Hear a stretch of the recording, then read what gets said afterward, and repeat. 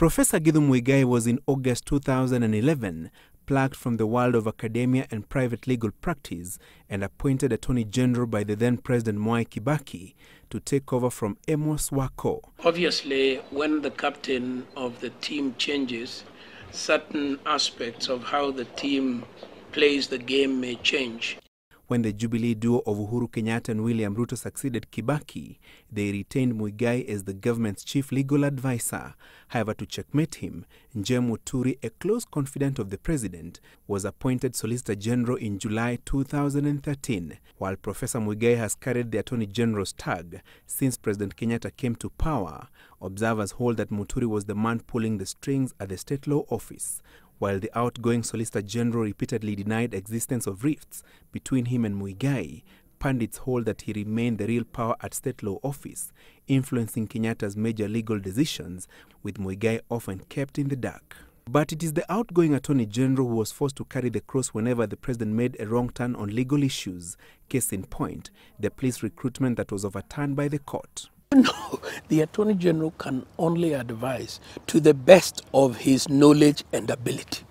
So a third party, a critic, might be able to say, if the government did this, it was not properly advised.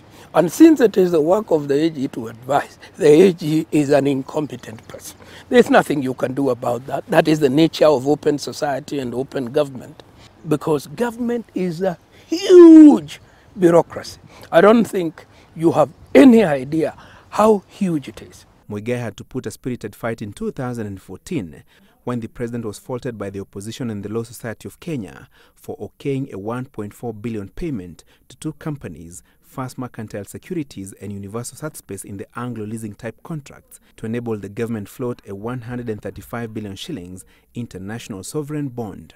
The man you see in front of you is the mortician. The patient died on the operating table a long time ago. If you think the patient should have lived, ask the surgeons. At the height of the ICC cases against the president and his deputy, Muigai was accused of defending the duo at the Hague-based court and neglecting the victims of post-election violence, an allegation he denied in an interview with Citizen TV in 2014. My instructions, as I understand the law, is to defend the interest of the Republic of Kenya. And that's what I did. I never pretended to be speaking for anybody else except the Republic of Kenya. Recently, he made headlines when he warned NASA leader Raila Odinga against taking a presidential oath. That sort of process is high treason. It is high treason in respect of the person so involved and any other person facilitating that process. His next destination remains unclear for now. I wish Professor Muigai all the very best in the next phase of his professional career. Francis Gashuri for The Big Question.